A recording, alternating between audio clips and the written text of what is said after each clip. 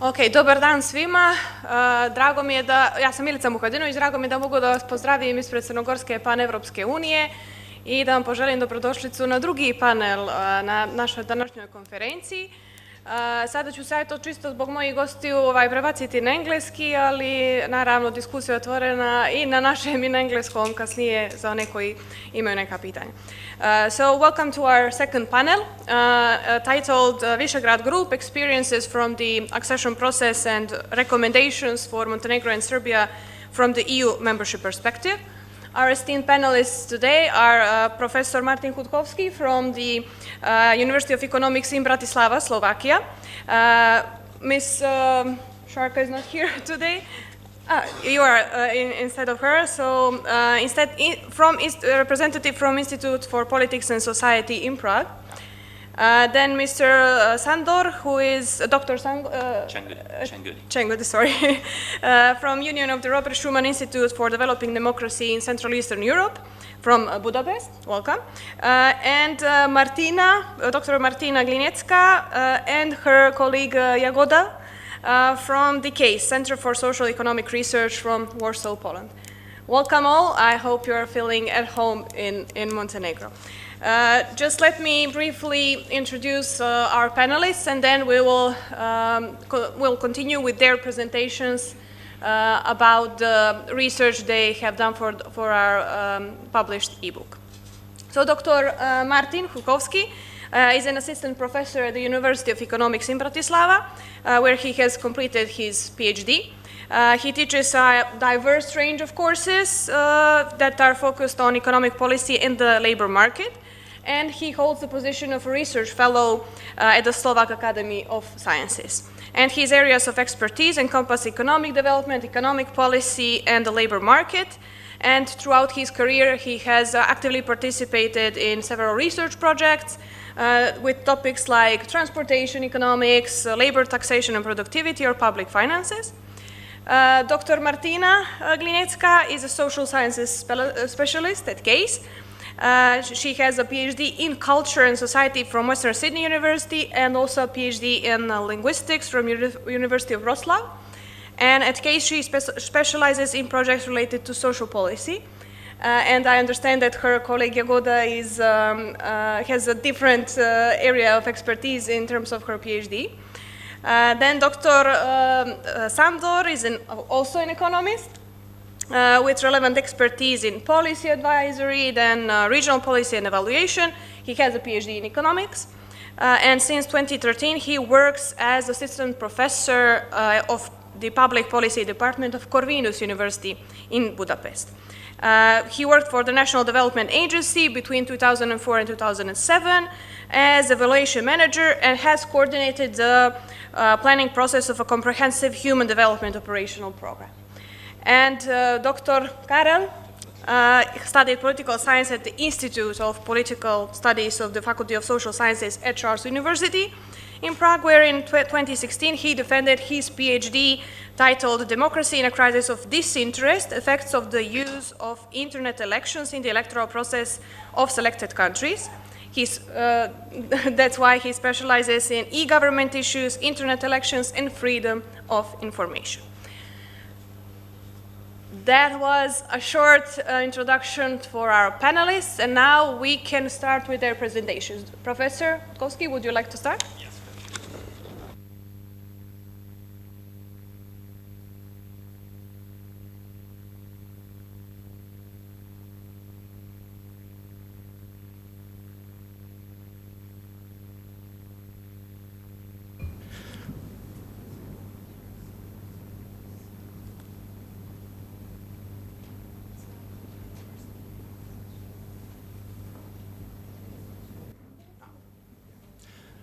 Okay, so ladies and gentlemen, thank you very much for having this opportunity of being here and presenting our perspective on the idea of Slovak experience of EU cohesion policy. So my name is Martin Hudkovski, as I was already introduced, and we prepared this chapter with my colleagues, especially Igor Jashurek. Unfortunately, he's not here because he had some other agenda on his side, but also with Karol Morvaj, who is here, and together we prepared this, so hopefully we can provide some insights which will be helpful for your case. Okay, so instead of going just through how things were developing in Slovakia, let me just narrow it down a little bit and focus more on interesting stories and lessons learned from case what we had. Well, some stories are not definitely unique just to the case of Slovakia, but we will share that with other countries, but at least it's an opportunity to point it out together. And there is this two different approaches because the main principal investigator of this was the Igor, and he was the one responsible person for negotiating the programming period for 2014-2020 in Slovakia. So he's really that guy who is responsible for how it turned out. And me and my colleague, we are basically macroeconomists, which are basically not negotiating, but rather trying to analyze things, how the things developed. So therefore, I'm going to provide you with the story from this macroeconomic perspective, what the European investment funds are useful for. Okay, so basically to cover all of that, we started, as all of the countries, with the FARE program, which was the Poland-Hungary Assistance for Restructuring of the Economy.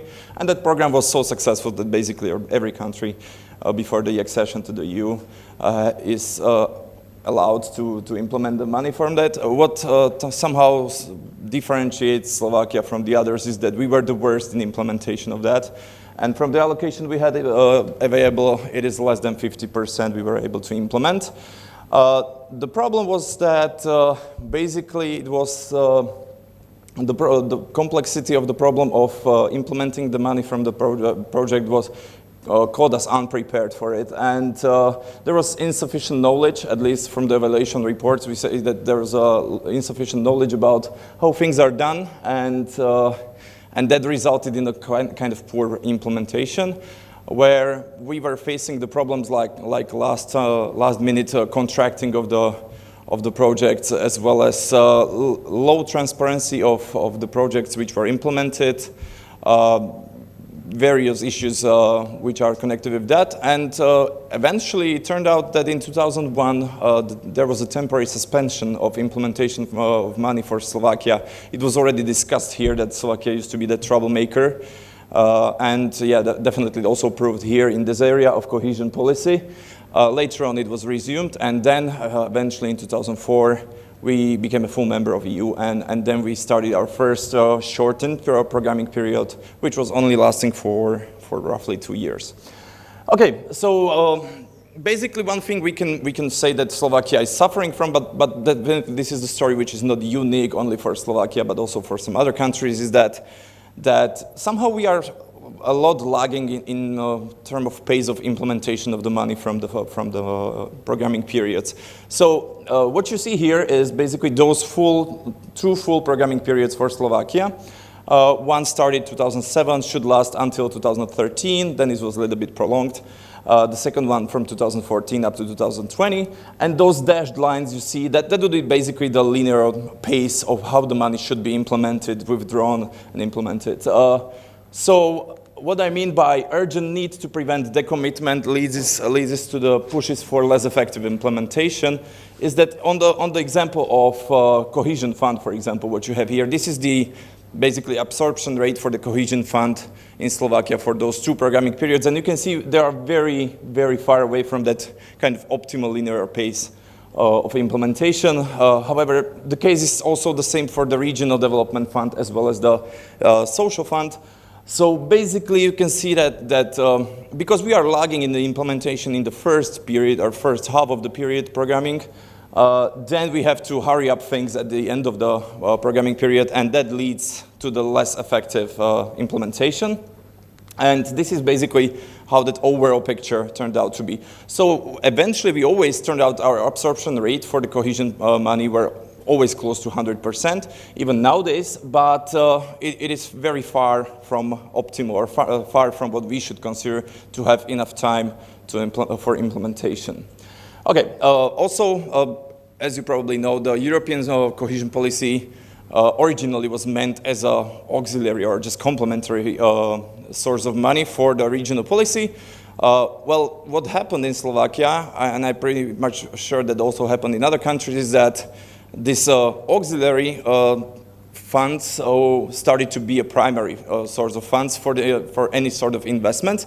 I tried to demonstrate this by this very simple chart where you can see that there were years where almost half of the investments which were made by public investments were covered basically by European funds. So instead of being a supplementary source, now they are becoming equally important, or sometimes even more important source of money than the local domestic public investments. The thing is that once new countries like Montenegro, Serbia, and others will join EU, basically the countries like Slovakia and others will lose the access to the cohesion funds, and that will, so far we have not really that much of idea what to do then, right? Because so far we are still relying on inflow of money from EU. Once that is gone, the Slovak economic policy will be in huge trouble. But yeah. We can say that a lot of those infrastructure projects were the one which were specialized in area of Central Europe, and we can say that sometimes those funds were not implemented in a very systematic way.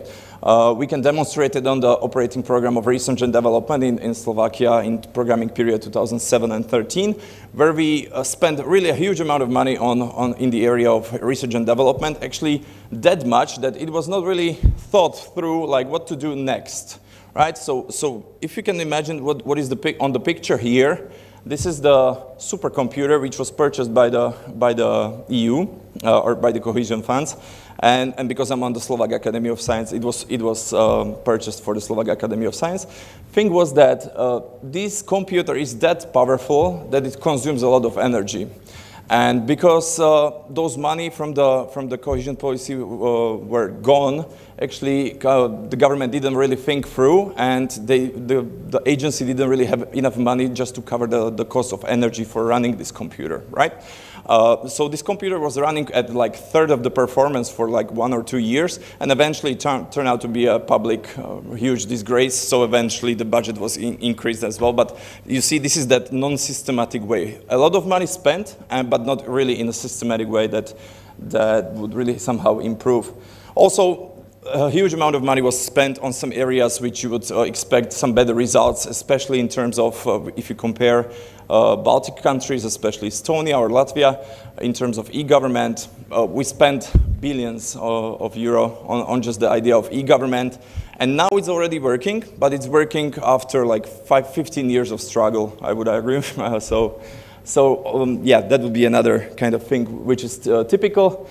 Just on the case of how network infrastructure is really important, this is the share of expenses of network infrastructure for transport and energy in all of the programming periods. And you can see Poland, Czech Republic, and Hungary, we are basically a quarter of that money we receive from EU is all just for that network infrastructure.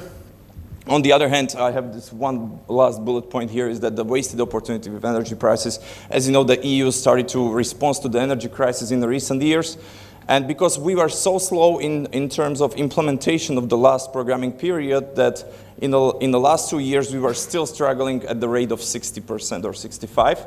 So EU actually allowed us to use 1 billion euro of unused infrastructure funds or investment funds to use just to cap the price of on energy for the households. And the outcome of that is that Slovakia is still having, or the households in Slovakia are still having the same energy prices as we used to have even in the times before the energy crisis, right? And why is it a waste opportunity? Well, because European structural funds are used for better cohesion and for improvement of economic growth. Well, if you are using those money only just to cap the price of the energy, it's really kind of a wasted opportunity for us. Okay, so key insights from the case of Slovakia. That first operating program, which was very shortened one, well basically the operating programs were designed in the area of like when you are going to the grocery store and you are trying to buy things, right? So shopping basket design, we named that. Like what you want most, then you just put it there. But the thing is that what is not really, that is not a very optimal way how you should design your cohesion policy. Cohesion policy is much better and more effective if you align it with the objectives of the EU. And that's also the way where the cohesion policy developed eventually. Then also the regular and systematic kind of monitoring of implementation is very important, and you need to identify the areas where you are lagging and take the adequate measures just to correct that. And also the last one, which is not very kind of promoting, but still, we can say that these European structural funds are promoting economic growth for sure, but still after many billions of euros spent in Slovakia, we can still see that the differences between the regions are not really that much diminishing, right? So overall they are contributing to the growth, but those regions are not really converging to each other. Okay, and what kind of recommendations we can have for countries like Montenegro and Serbia? Well, actually, we created 32 of those recommendations, and they are all listed in the ebook. So if you just want to sum it up in a couple of bullet points, you would see that you have to leverage use this time before you become the EU member to set up the processes in the right way, right?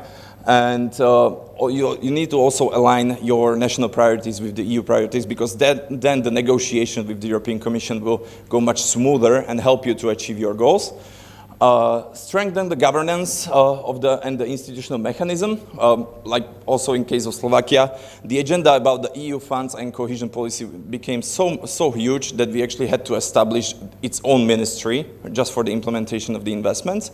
And currently is the largest ministry in the whole country, I think after the Ministry of Finance, I'm not sure, but they are sharing this position. And then you need to promote the partnership and have some stakeholders' involvement and responsibility for the actions. And also very important, what I wanted to say is stipulate in this national plans what to do in terms of regional policies, like not just what do you want to achieve, but also how do you want to achieve, okay? So not just like objective, but also how do you want to get there. And the kind of comprehensive list, which is about 4 pages, are listed in the book. I invite you to read them all, and hopefully they will be useful for your case. Thank you very much for your attention. Thank you very much, Professor Chudkovsky. You can please take your place, and we'll continue our discussion later. Thank you for your presentation about Slovakia situation and very useful recommendations for Montenegro and Serbia. We'll talk about it later. Now, please, Dr. Martina Glinecka, and who is going to present? Both of you. Please take the floor. Yeah. The pointer. Yeah. The pointer is there. Okay, thank you very much. So I will first talk briefly about the negotiations process and then about the policy funds that we received over the years. And then Martina will share our recommendations for Serbia and Montenegro. As you probably know, Poland is the biggest beneficiary of the EU cohesion policy funds, and it equals around 2% of Polish GDP over the years. And it did result in a very strong economic growth. Around 8% up to 9% of the economic growth over the years of Poland is attributed to the investments coming from the cohesion policy and structural policy. And the economic growth in Poland was really very remarkable. It is the second largest economic growth after Ireland, and the GDP in Poland almost doubled since the accession in 2004. Although, as in the case of Slovenia, we still remark on the remaining inequalities, and the convergence is not perfect. The Eastern Polish regions are still faring a little bit worse than the Western Polish regions, and it's been the case for a few years now, for the whole period, in fact. And when it comes to the negotiations, it began in 1998. In 1988, with the establishment of the diplomatic relations with what was at the time European Economic Community, because before Poland was, of course, after the Soviet rule, and there were no diplomatic relations at all. And only after the establishment of the economic relations and the diplomatic relations in 1989, we had the first democratic, semi-democratic elections.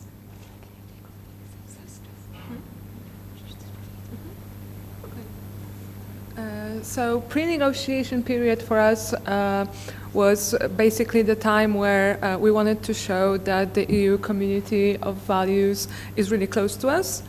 I think this is a very big part as well for the future for your countries, because showing that we had to overcome the label of the Soviet countries, right? And showing that was very important.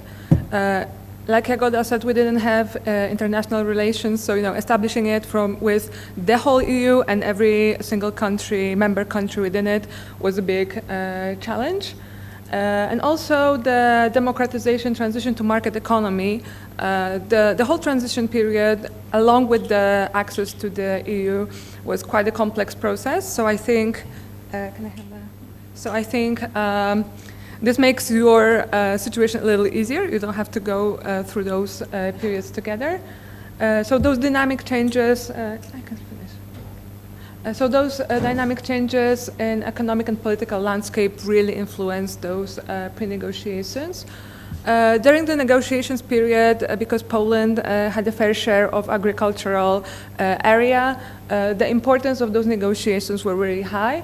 We were also integrated into a European single market, and funding agreements about the EU, funding agreements in transition to EU standards in terms of agriculture were really substantial. That also included wavering public opinion, and that's another thing that I think I will also talk about in the recommendations, that especially farmers were really hesitant to integrate European standards to the way they've been doing, especially considering that the transition into the democratic society has already put some challenges to them. And that was another challenge on top of that that had to be considered. So the public opinion was, a little complicated, and there was a big effort put into that. In the first programming funding period, 2004 to 2006, we have established a national development program document. We have, this first funding period was a transitional nature for all of us, right? So that was the case of just aligning ourselves with the funding mechanisms. And a lot of development programs, the national policies, were not established by then. It was just all a little, I can't say spontaneous, but a little messy, maybe. It's a good description. And then we had those three funding periods. Like Jagoda said, we have been the biggest recipient of the funds. We have implemented all different strategies for every different funding period. In the 2014 and 20, we had actually a few of them. There was also alignment with the EU approach. So in the early periods, we had polarization diffusion approach, and now we have place-based approach to regional funding, which is quite different. We are now investing money and EU is investing money into the regions that are less developed instead of centralized. And that also makes a big difference. For example, in Poland, we do have specific regions that have the development of Eastern Poland program, and this money is pushed into the Eastern regions, which are one of the poorest regions in the whole EU. And going to the recommendations, so a lot have been said before me and to everybody. I think we have this kind of this similar voice, right? So building upon previous agreements, what Martin has already said, you have a lot of funds already put into your country. Use them to your best interest. Because we didn't have that lessons learned from other countries, and it was all done like every day probably was a different strategy and different decision. Conducting necessary reforms prior to joining. So for us, like I said, we had a transformation period. Many of the reforms were not done. For example, decentralization. We had to have administrative reform to divide the country into 16 voivodeships, and that was the base for funding. So you can imagine that was a big challenge to establish new institutions, to establish new funding systems. So as long as there is a possibility to do it beforehand, that's a good choice. It was already mentioned that aligning national priorities with current EU objectives, right? We have the just transition, we have digitalization, equality, also social problems. Being upfront with your transformation and your alignment to meet those national priorities with the current EU objectives is really helpful then to smoothly implement the funds. Meeting agricultural standards prior to accession. I know this is hard to do in a simple way, and we are still struggling with it. We see this in every new cohesion policy and the agricultural policies. We still have to adapt, but as much as can be done prior to accession, this is really important. What I mentioned, the public opinion and support. In Poland, this support is continuously increasing, even despite some current criticism of the common agriculture policy, the Ukraine influx of grain, problems with ecological standards. The public opinion is still in favor, and it's really important to keep it that way.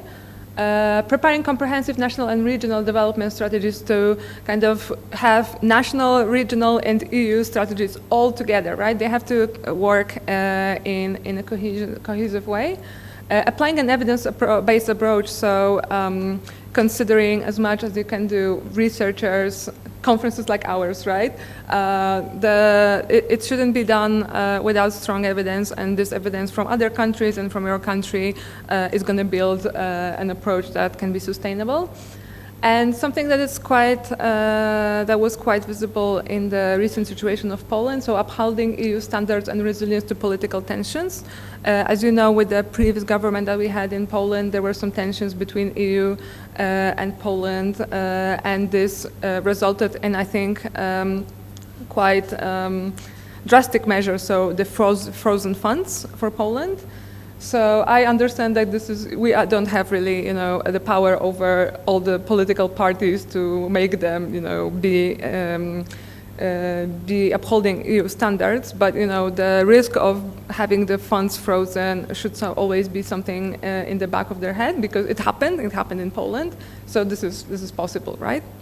Thanks everyone for your attention, and thank you. Thank you for presenting the, I would say, remarkable development that Poland experienced after the EU accession. Maybe not for the whole 20 years at this moment, but maybe up until the COVID pandemic, I guess, I see it. Also, I would just like to take a moment. I apologize for using your first names because I was playing it safe in terms of pronunciation. I'll do better. So, Ms. Smitkowska and Ms. Dr. Gliniecka. Yeah. Okay. Then Dr. Sal and Dr. Sengodi. Okay. Changodi. I'm sorry. I'll do third time's the charm. So, Professor, can you please take the floor and explain a bit of Hungary's situation? Thank you.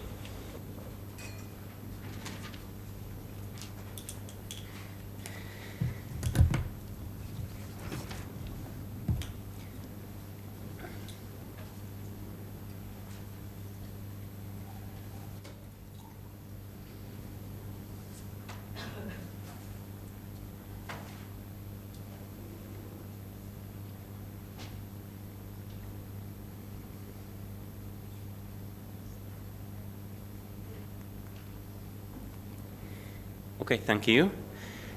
This book chapter was written by 6+2, so altogether 8 authors, all focusing on different topics and analyzing this long process of pre-accession and post-accession period from different perspectives. So it would be impossible to present all the relevant findings and recommendations in this 10 minutes that is available. So I decided to focus rather on institutional issues. I think they have the highest relevance right now in the preparation process, and even if they seem sometimes quite general, and will be quite similar to those that my previous colleagues told. I think you will find out how you could apply them in better preparation and maybe rather setting up a system of implementation that will really help the utilization of EU resources that I hope you will get access soon. So I just finished university when Hungary joined the EU. I was there and I still remember this euphoristic event and case, and I really wish you to have this experience soon. So joining EU was really something that brought the whole country in momentum. And this was especially interesting in the case of the public administration. And we needed very, very intensive preparation for being able to deal with EU resources. And it has some historical reasons. That's why these pre-accession funds played a huge and very important role in this preparation. So Hungary has just changed its regime and changed from state planned economy to a market economy, and from socialism to democracy. And we hardly had only a slightly bit more than 10 years to convert the economy into a working market economy. And this had important consequences in public administration as well. So the problem that previously setting strategic objectives and strategy at all was at a level above the ministries, line ministries. So line ministries lacked the capacity of being able to think in programs, do multi-annual planning, and even implementation. And this was a huge added value of the pre-accession period that was represented first by FAR, the Poland and Hungary restriction of economy assistance mechanism, and later by support and ISPA as well. But actually it was not the amount of money we received from these funds what really mattered, but all the innovative approaches that was quite new and partly unknown in a Hungarian public administration. Defining projects, planning programs, being able to implement something that has a multi-annual budget. So normally ministries were used to just planning and doing things year by year when the next budget was set. And all the public servants, civil servants' approach and attitudes should be changed, and FAR and other pre-accession funds played a very important role in it through offering opportunities to exchange experience or gather experience with other already EU member countries to see how planning and implementation works, what is monitoring at all, for instance, why and how we should plan and implement projects in order to contribute to to policy objectives. So this is the most important result of pre-accession funds from the institutional perspective.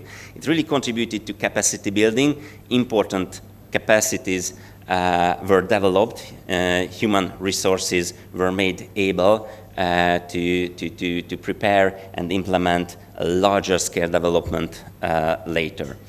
However, it has, of course, its deficiencies as well. The implementation mechanism of FAR and pre-accession funds was very, very difficult. Low project ownership because many foreign experts were there and supervised and advised the planning process and the implementing process and monitored and evaluated.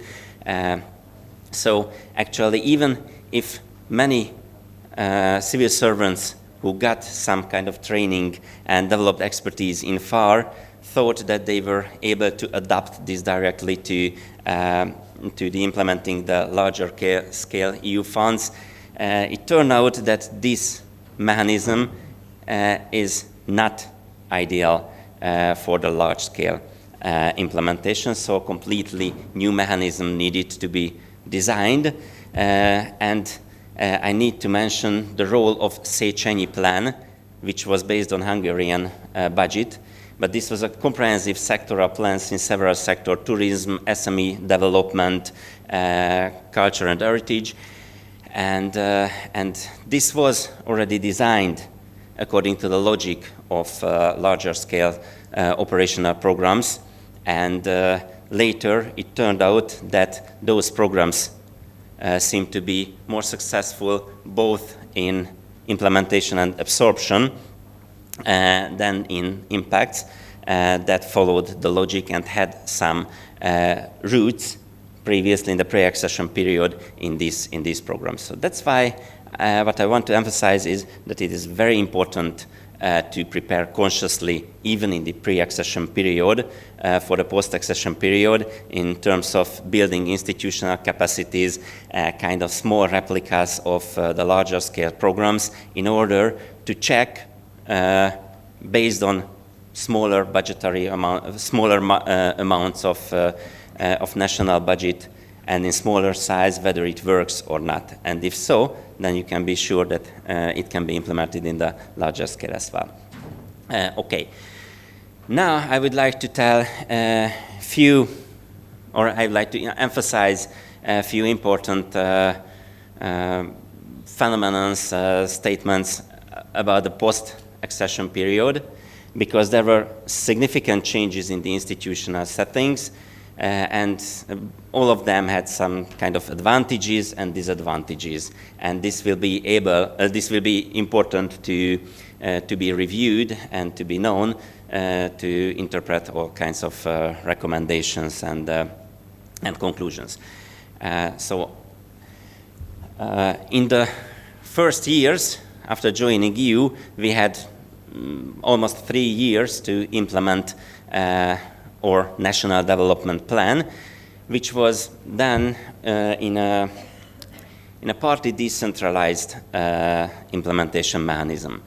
Managing authorities of the operational programs were placed in the line ministries responsible for the relevant policy field.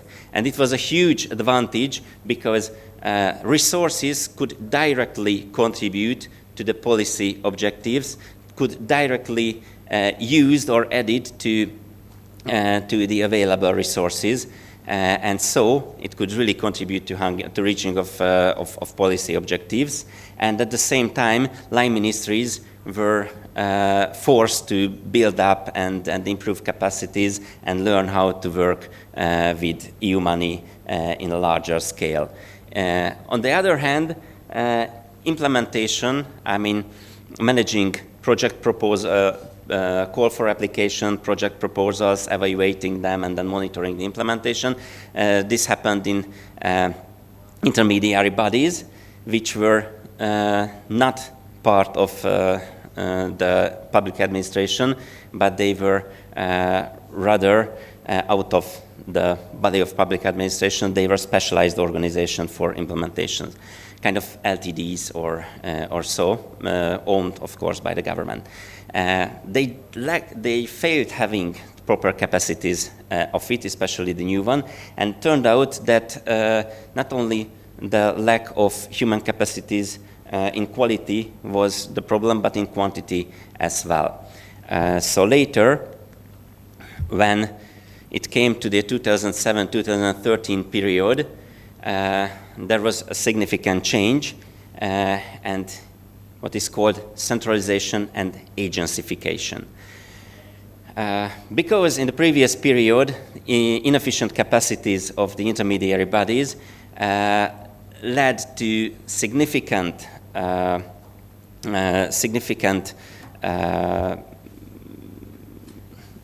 implementation time or lead time from call for applications to subsidy contracts. They decided to improve significantly this part of implementation, and they created larger and more universal organizations that gain more autonomy in implementing call for proposals.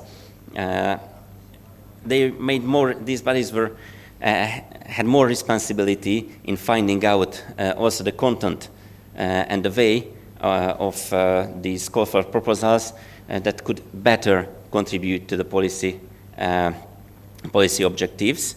And at the same time, they had larger capacities. It gave them more flexibility to use these capacities, and in the end, it turned out to be a very, very efficient system.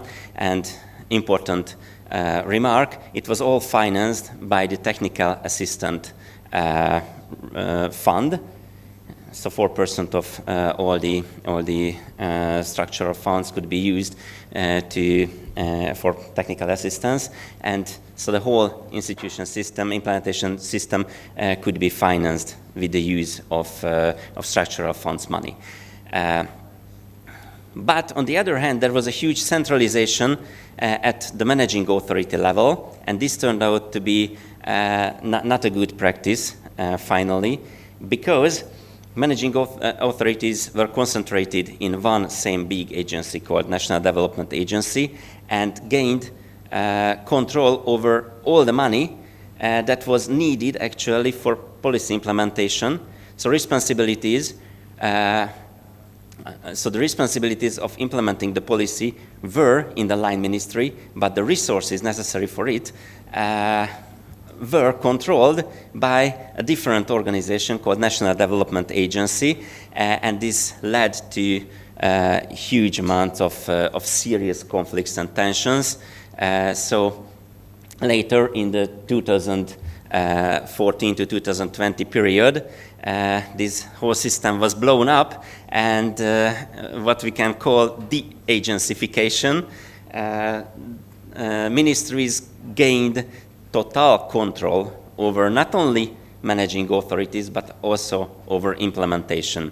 All the agencies that turned out to be very efficient and very professional in managing calls for proposals and supported projects, they were integrated into the ministries, so their employees became civil servants with a significantly lower salaries, significantly lower autonomy, strict control, and well, it ended up in a system that seemed to be more able to contribute to realizing the policy objectives, but on the other hand, it led to a kind of a depreciation of human resources and experience that was gathered in these previous institutions.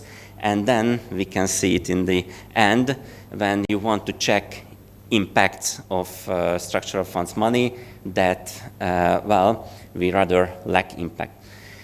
If you check absorptions, which is one important measure of success of structural fund implementation, Hungary performs really good. The story is less good if you want to turn to impact, because I guess absorption was kind of overemphasized. This is something that could be measured exactly, how much money we managed to withdraw from the big ATM called the EU funds or EU budget, and it happens quickly. If you want to talk about their impacts, social impacts, environmental impacts, economic impacts, you needed to wait 2, 3, or even more years to be able to measure and communicate any kind of impacts, if they are there at all. But this is a huge danger of being focused on absorption, which most politicians do, not only in Hungary, but in many other countries as well, because speeding up absorption might have an immediate impact, not only on what could be utilized in political communication, but also on GDP. You spend a lot of money, mostly on big projects, complex, huge projects. So not too much administration is needed because you spend billions of euros quickly in form of 2, 3, 10 projects. But this project might lead to bad legacies later. They have an immediate impact on the GDP because use construction, use a lot of workers, wages rise, but might end up in boosting inflation and leave their infrastructural projects with huge maintenance costs later. And it is always interesting whether there would be really the financing capacity of local governments or whoever the project owner was or not. The other way to boost up absorption would be financing development projects that would have been realized without funding as well. So it's easy and riskless a way of boosting absorption. You are SME, you want to buy a new machine, okay, we give you half of the money. Great, everyone happy. The whole country will be full of tables that the European Union gave support to this project and that project, but it might, besides it might boost inflation as well, it might have another unintended impact, and which impacts other SMEs who do not gain access to subsidies.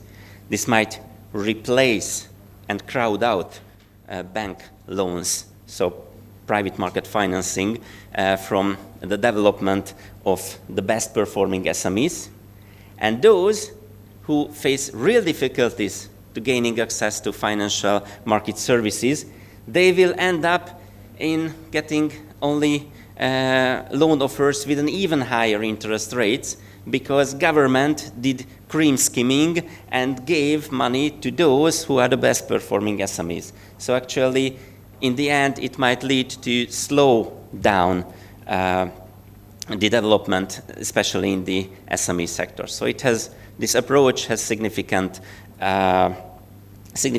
risks and negative consequences. However, it is quickly and it can be communicated much better than the other approach, which would be additionality. This is basic principle of using EU funds money, and actually we should. So EU money, structural fund money, should not replace budgetary spending, but boost additional development projects. However, not only Hungary, I guess other countries use it as well as replacing. Now we managed to reach that the wage rise of Hungarian teachers will be financed by the EU structural fund, by ESF money. So this is something, a message to you as well, that if you have proper interests and you can communicate it properly, even such strange solutions can be realized with the assistance of Brussels, if you know properly your national interest and are able to formulate it properly. For that you need, of course, the necessary human capacities, experience, and so on. But on the other hand, you see that this is not a development, this is not additionality, this will not have, or unlikely that it will have, a direct impact on development. And now my last slide, and I will stop because I guess my time is already up. This is about centralization or decentralization of the implementation system. Centralized system might lead to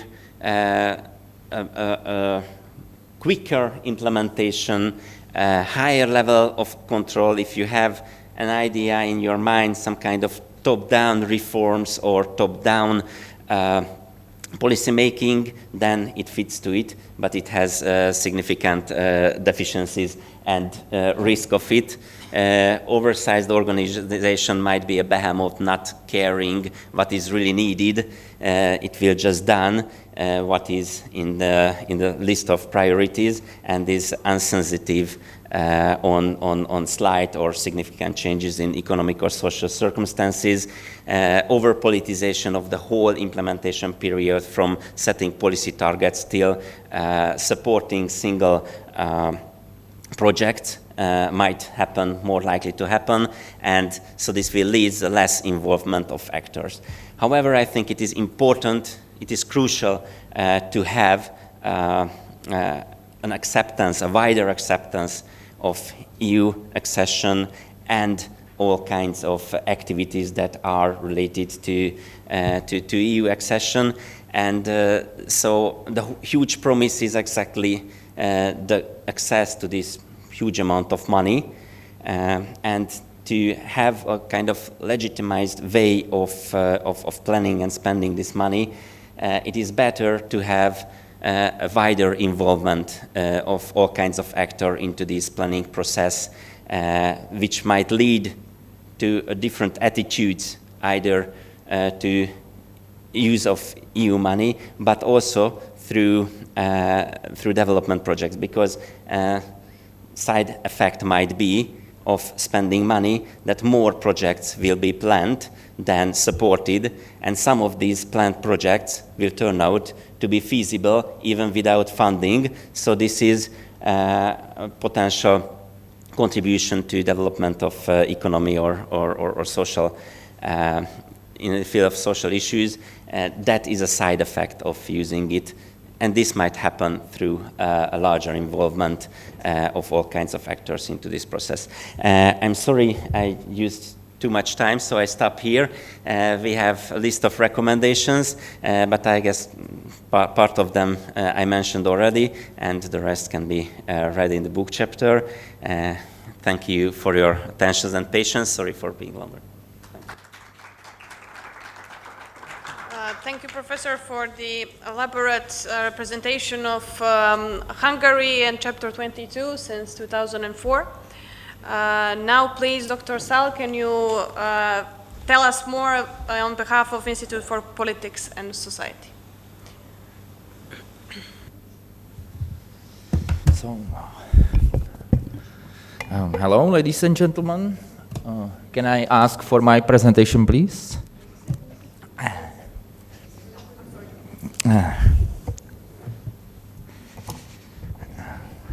I'll be much quicker than my Hungarian colleague. So, because I'm political scientist, not oriented to EU funds. So, hello, ladies and gentlemen. Firstly, I would like to thank for an invitation to Montenegro. For me, this is first occasion to be in Podgorica, and when I saw this beautiful landscape outside, I admit that I'm a little bit jealous because this beautiful view haven't in Prague right now. So thank you for invitation. And about our contribution, Sharka Shub, director of Institute of Politics and Society, unfortunately cannot be here.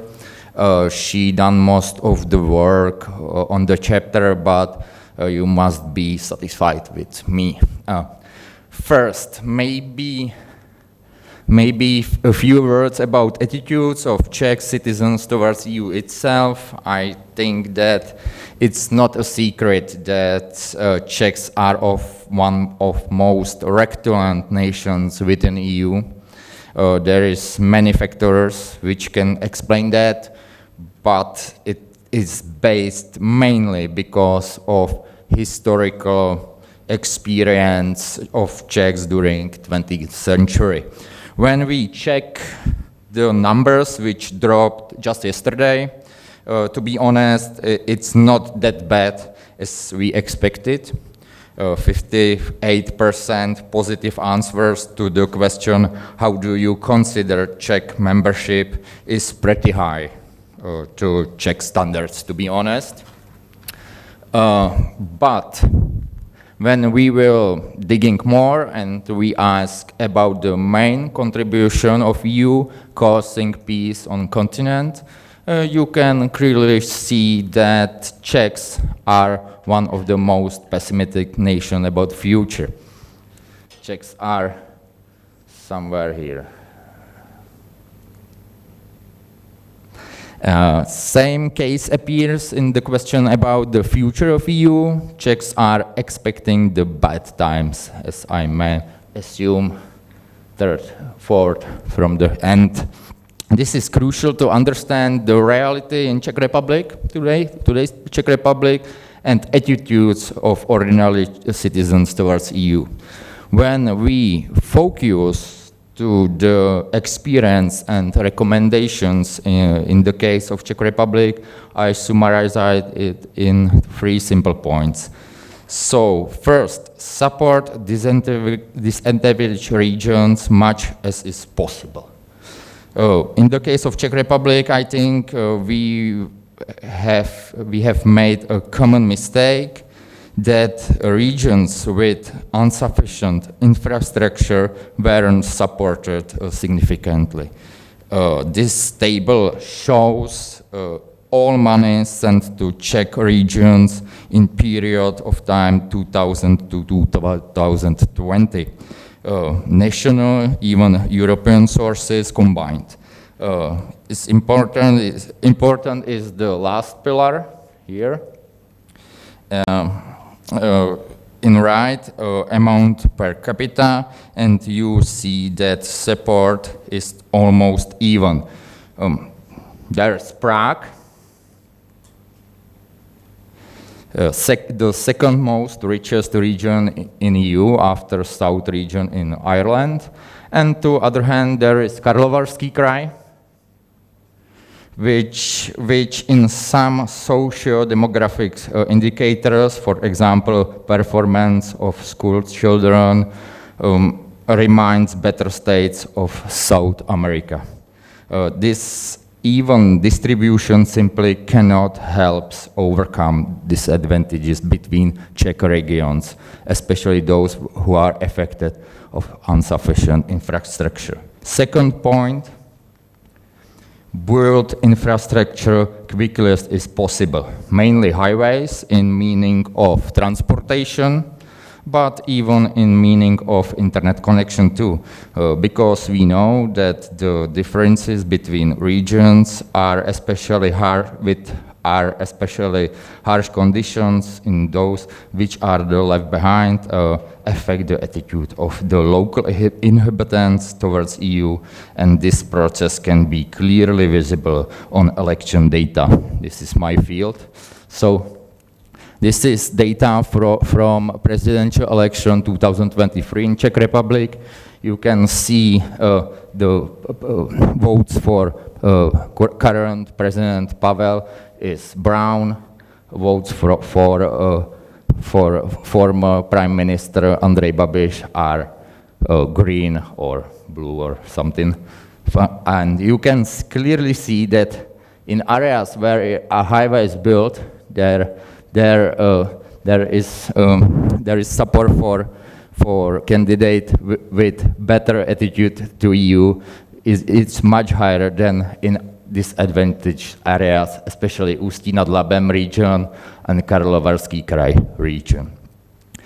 And third and last, my point is find a story about your succession in EU, because this is most important.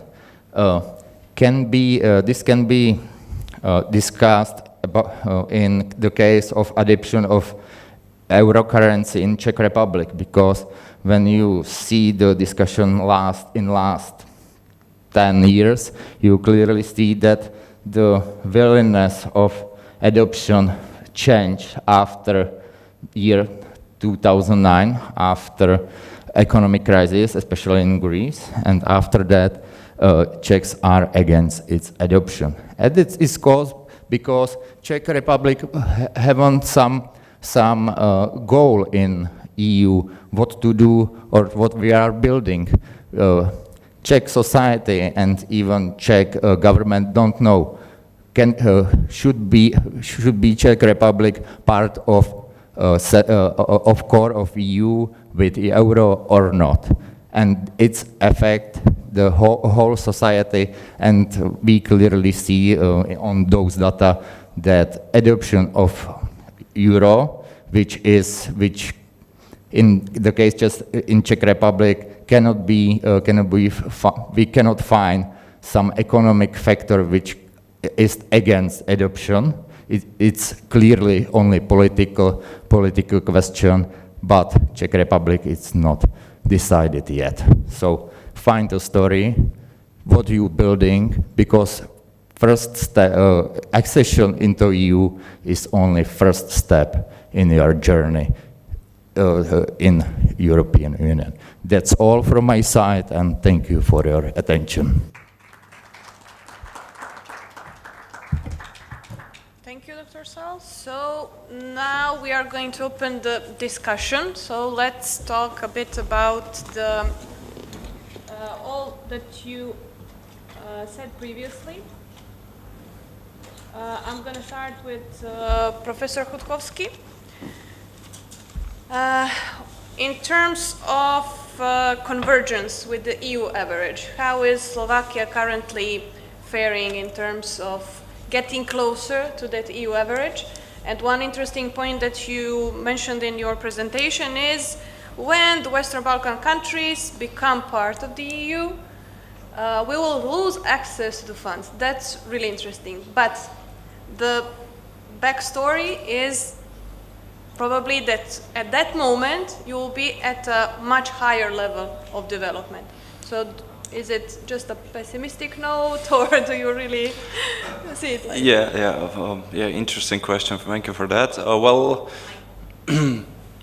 yeah, it's working right. Okay. Currently the Slovakia is in the situation we describe in economic policy as a middle income trap, typically. We observed that over the past 10 years, I would say. So in terms of convergence, we are somewhere close to 70-75% of the average of EU. But we don't see that much of progress in recent years. And yeah, we are currently struggling. Definitely, we are facing new dilemmas in our economic policy, what to do, because basically what we are very well known is producing a lot of cars and exporting that. But we know that there are some threats coming from China and others. The whole industry is shifting, and we need to figure out what to do next. And what was the second one? Losing the access to the EU funds. Yeah, that's true. When you take a look on how Slovakia looks like, so we say that our capital, Bratislava, is very different story to how the rest of the country looks like. It's given the location of the capital, which is right on the border in the very west part of the country. And I think Bratislava region is the 8th most wealthy region in the EU, compared to the rest, which is quite underdeveloped. So we are still saying that while we are still developing, and it's true that those regions are growing in terms of GDP per capita generation, etc. But we are not definitely at the pace we would like to be in order to break that glass ceiling we are facing. So the convergence of the regions are not getting any closer, especially, and this is given the infrastructure development. The eastern part of the country, which is close to Ukraine, is definitely lagging a lot behind how is the western part, and also that's given how the industries are spread around the country. And the very important thing is that while we are going eventually in the future, we are going to lose that access to EU funds, somehow the policymakers over the last 20 years get accustomed to the idea that if you want to build something, if you want to create, you have to seek the funds from the EU for it. Okay, so the local, the shift in the focus of the economic policy is now currently mainly on the social sphere. So we are really trying to take care of our people and things like that, but we are not really that much of thinking about what challenges are ahead of us. That's basically the story you need to find. Because I also have that feeling that Slovakia, since we joined the EU, basically that was that one ultimate goal of getting to the EU was we were willing to do whatever it takes just to get to EU. But since we are there, we already have Euro and other important parts, we are lacking in this vision what to do next. So that's definitely important for us. Okay, thank you for the explanation. Moving on to Poland, on my left side, so Dr. Gliniecka and Ms. Mitkowska. You devoted a part of your research to explaining how the common agricultural policy was important at the time when you were an acceding state. So we probably all know that that is the largest policy of the European Union, and it takes the most money from the EU budget still. So what would be your recommendations for Serbia and Montenegro in terms of not only one chapter devoted to agriculture, but all the phytosanitary and other chapters, so basically 3 chapters that we are negotiating? What would be the lessons learned? Since it's not the same, the situation is not the same, since Poland has the most arable land in the 10 countries that acceded in 2004, but what would be some kind of recommendations for us? I think what happened in Poland was very much that there was a transition period even after the accession, when the phytosanitary inspections were conducted, and only in 2007 they were finally closed down, the companies that did not fulfill those expectations of the European Union. So it's important to prepare even before joining the EU for the inspections, for screening of the legislature, which was also had to be adapted to the European standard. But also, I think this transitional period is also what is a possible solution, and it was used in Poland in great effect. I think what I can add is that it is still a struggle. So in Poland, the agricultural policy and the Green Deal is now the 2 main topics of the problematic attitude of the public and the administration and the political parties as well, and their opinion on for example now for the European election.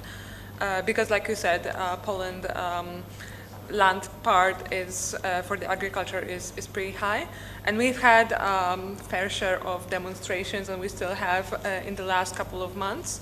So you know, the lesson, we don't know what the lesson learned somehow is, because right now we are still struggling in this aspect, right?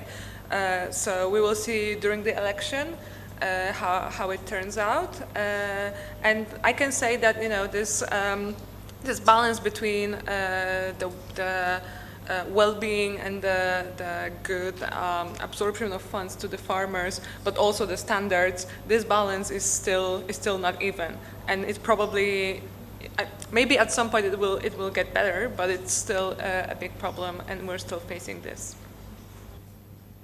Thank you. Now Professor Cengudi, finally, correct? What about the Széchenyi plan? Do you think that the plan achieved its purpose in terms of financing renewable energy projects?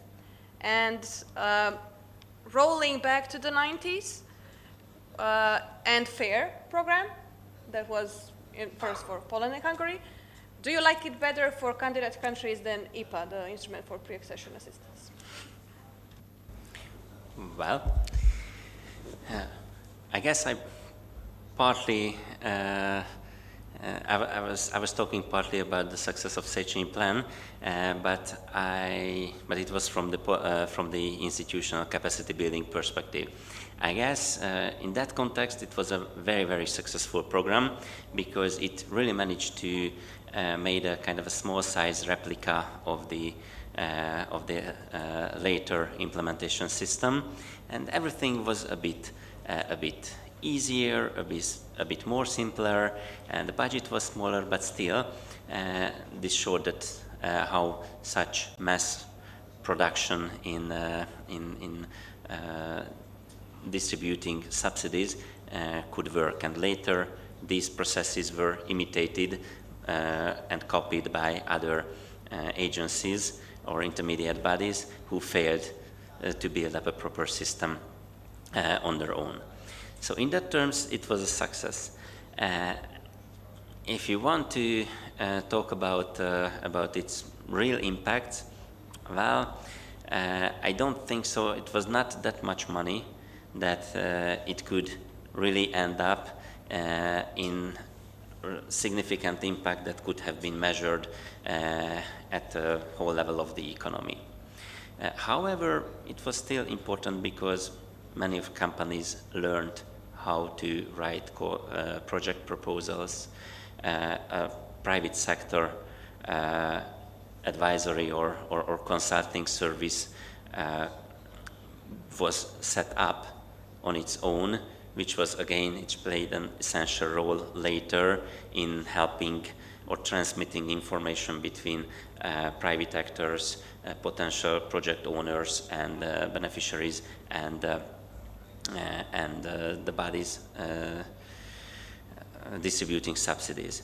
And yes, so there was a time when it was a larger emphasis put on the renewable energy story, based especially on groundwaters, combined with some touristics and touristical development of touristic attractions based on thermal water and spa.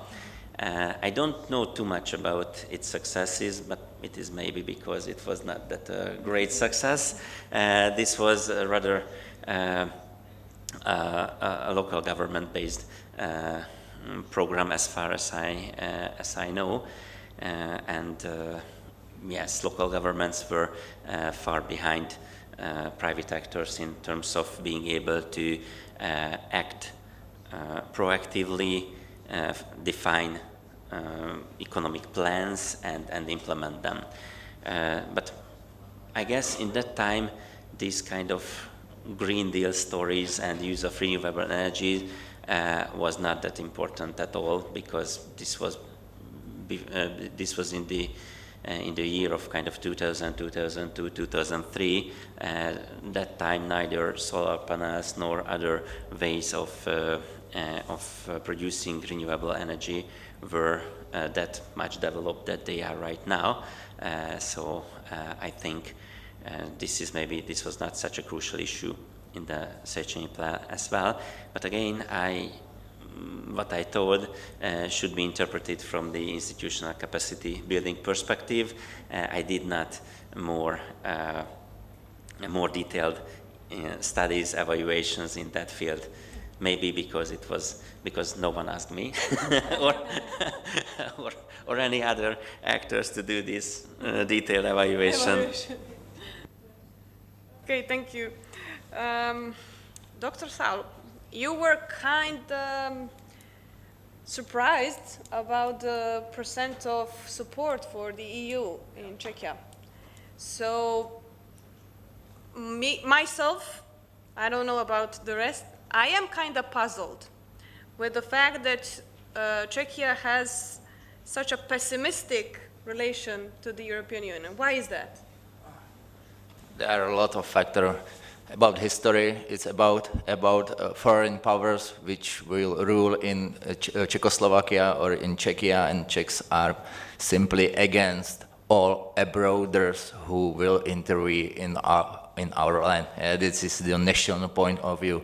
Second point is that your connection with EU depends, in Czech Republic, mainly depends on your wealth, because you are poor in some disadvantaged areas, for example, Ústí nad Labem, when you are working in factory and your salary is very low, you are not fan of EU because of its green politics, because you know that Green Deal and Green Deal politics will cost you more money, and it is simple calculation of poor part of Czech Republic population to be against all European policies. So we need better opportunities to explain the good factors of EU, and that the Green Deal is really important even for those who are afraid of it. Okay.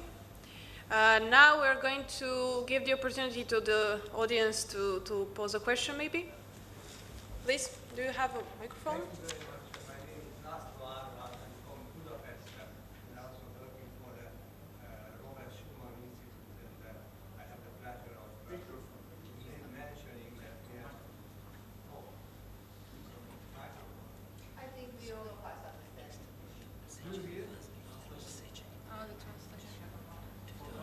Maybe you want to come to this one? Or there. Or that one? Do you hear me? Yeah. Great. So I'm from Hungary and I'm working for the Robert Schuman Institute, and I work for a long time with Professor Csengődi and others who are here. And also I was very happy of hearing Professor Saad, because I think that we have lots of similarities, in spite of the fact that I think Schweik was not very happy when we were speaking about Hungarians, and I think that very often he was right, so Karel Čapek book. But at the same time, I think that we have the same pessimism with foreigners. Sometimes, yeah, okay, sometimes not. And I think that I made some remarks, first of all, to Professor Csengődi, and also concerning your presentation. And that time when Sándor was working, was just finishing university, I was already working in the Hungarian embassy in Paris. And then we had lots of debate about enlargement, of course, not surprisingly. And that time, French colleagues mentioned that the possibility of having a union, a geometry variable. It means that changing union. So it means that you could pick some parts of the obligations and also can have some parts of benefits. So I think that it was a very good idea, and if they had accepted that solution, I think it could have been much more workable than what we have today. But at the same time, as we are just before of the European Union elections, I think that it's not too late to think again the mechanism of European Union. So I think that this is a geometry variable, is a normal solution, and we can think about it, not only the new potential members, but also the core members at the same time. And also what I like very much, that you mentioned that you have to find stories on Europe. And this is very important, because if we are not doing that, there are others who are finding fake news. And this is very bad, because unfortunately, I don't want to go into the details, but unfortunately, the human beings are very stupid animals who are their own enemies. So we would like to kill ourselves. I think that is completely unique behavior. And if we look at human ethology, we can say that chimpanzees and other monkeys are behaving exactly as the humans. And we have better and worse. Hungarians are not a very good behavior of this field, but at the same time, I think that it is very bad that we have also lots of differences in Hungary also between different regions. And just in order to show the possibilities of getting out of this problem, European Union can help us. And if we can work out a good story, it might help. And otherwise, you had lots of trouble with the les politiciens, the French word, les chiens, so the dogs, the politicians so are the political dogs. Those who have nothing in their head, but they only can make troubles. So that's why I hate politicians. But it's my fault. So at the same time, we were just speaking about that problem, that we have to give good stories to the population for the electors who are electing the politician, if it is possible to say that.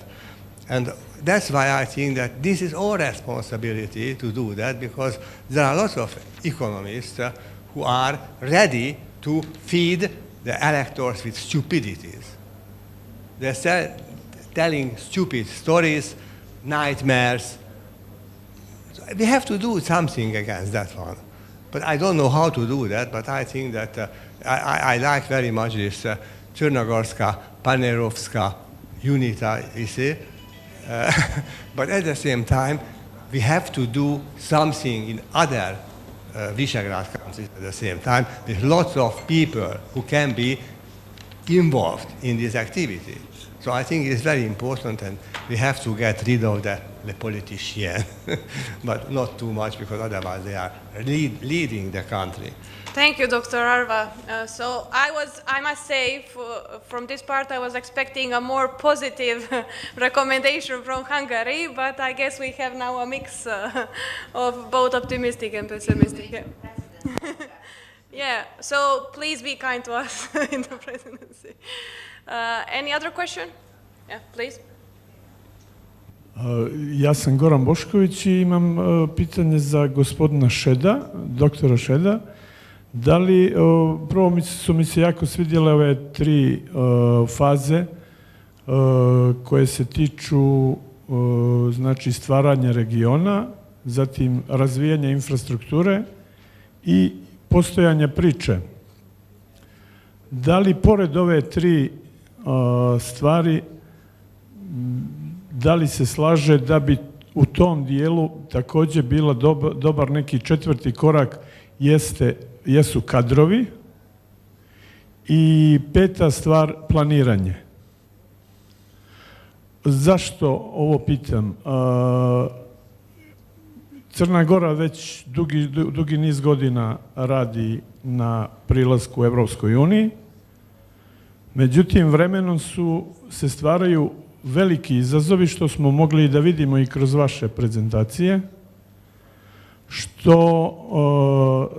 gdje se možda može vidjeti da li imate i vi neko strateško planiranje na 20 ili 50 godina. I s druge strane, taj uticaj politike je po meni izuzetno veliki i u Crnoj Gori, a kroz vaše prezentacije vidim da je i u vašim državama jako bitan. Stoga mislim da problem pravljenja kadrova koji će biti na neki način jedan izvrstan balans, bez obzira kogod da pobjedi u političkom smislu, ako imate izvrsno planiranje, imate jako dobre kadrove i još komunikaciju, onda mislim da ne bi bilo problema. I završavam samo sa jednom stvari. Volio bih da dobijem informaciju od predstavnika sve 4 zemlje ko je prvak vaše zemlje u fudbalu. Zašto to pitam? U Crnoj Gori je uglavnom prvak budućnost. Ove godine je Dečić, koji nikad čak nemaju ni stadion. Međutim, zadnjih par godina oni izvrsno rade, uče, putuju, trudili su se i uspjeli su da budu prvaci države. Hvala.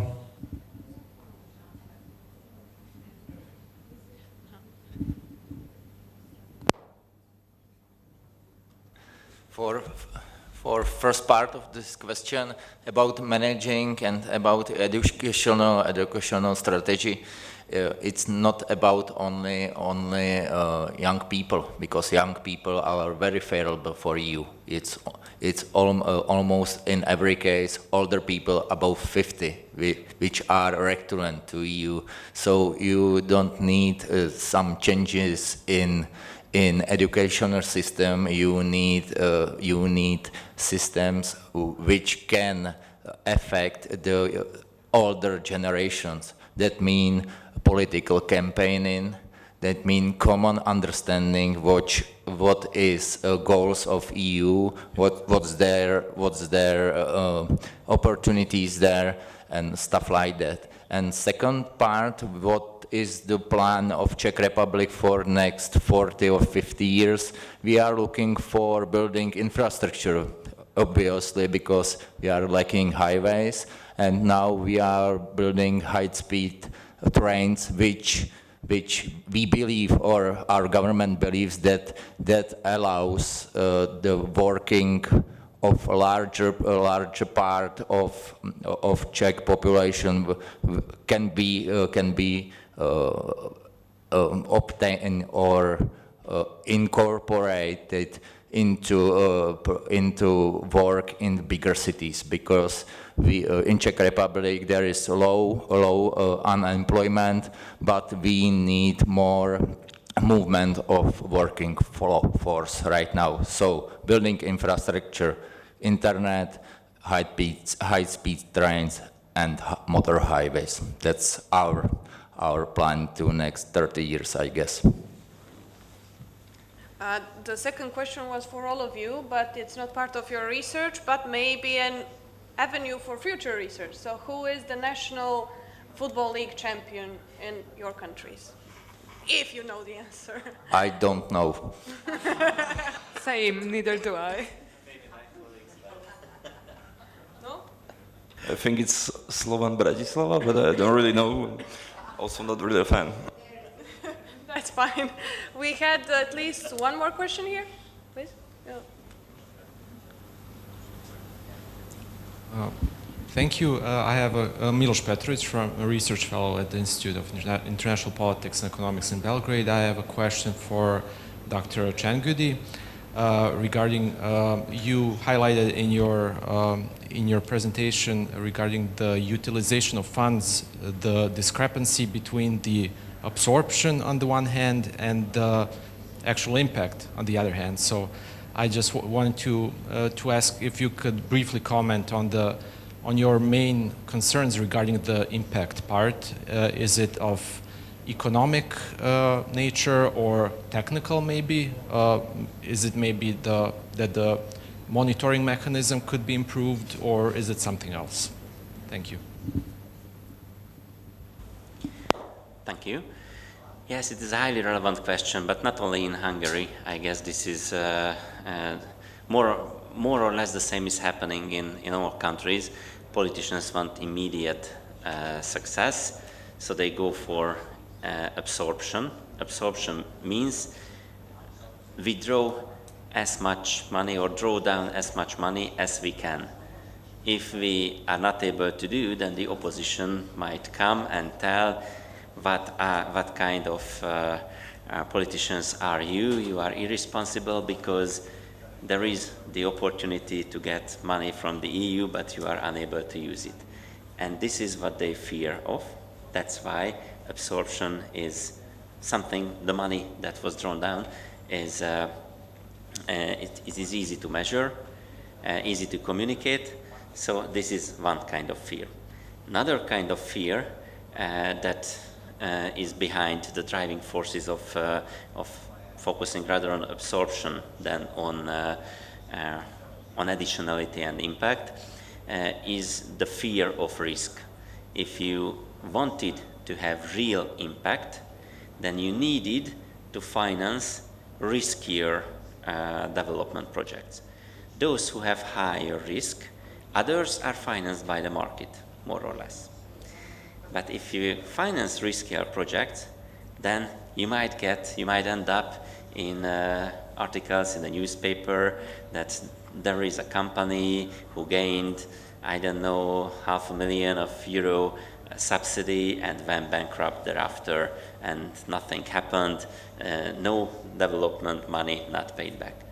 This is again a fear, a political type of fear that kind of limits or hinders politicians to go for that kind of risky investment.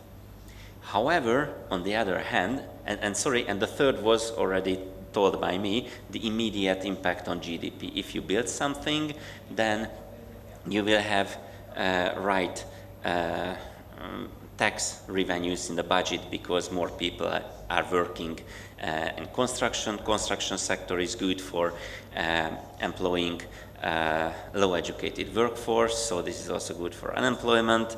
And on the other hand, these infrastructural investments can be presented properly: high-speed rail, motorways, and so on. So these are all ideas that support the